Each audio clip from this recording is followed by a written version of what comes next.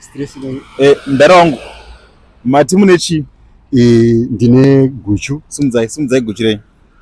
Ndasangana na ndarongo vati vane guchu. Guchu. Vamwe ndiona zvikadzi mufana wangu.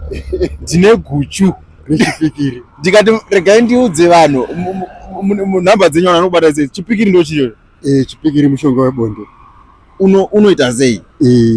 Nengo yako inoramba yakasimba. Yakasimba. Ndio. Saka papa rasvika muhavuri mamutengesa.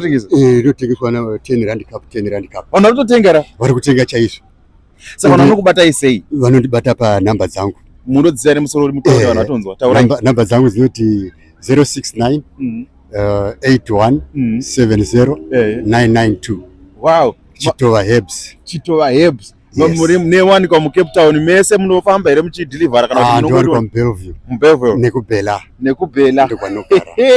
Guchu nechipikiri. Chipikiri inonzi 5 in 1. Ngurai kuti zvinonyatofamba 5 in 1. Ichi ndicho chipikiri chacho. Ichi ndo chipikiri. Chipikiri chakamira seizvi. Alright. For men. Saka zvoshandiswa sei? Unotora teaspoon level ubva waisa muyogurt low fat. Alright. Kana kuti muwawa ari malaga chete. Strong stuff kwete, wine kwete, malaga chete nemasesi. Wow. Muskadi ndo mayakanyanya. Alright. Saka panhamba dzamati pamubatika futi paWhatsApp here kana kuti makosi chete? PaWhatsApp. Alright. Ndobatika futi. Wow. Please tengewo guchura mudzimba umu vedu hamusi kushadwa basa.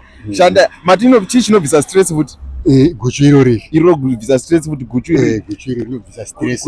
Nokuti stress inotangira mudumbu. Ona chakazara chigubhu kwa ichapera vanhu vari kutenga. Mati chikapu mari ikapu 10 rand cup yakachipa guchu. Wakomana tengai guchu. Yes. Alright Sekuru vachakufonerai vanhu handiti. Vanokufonerai havaregedzi vanokuita guchu yakawandisa. Waita zvakanaka mwanangu. Thank you Sekuru. Ndinokutenda. Bye bye handiti. Mufamba bo. Alright.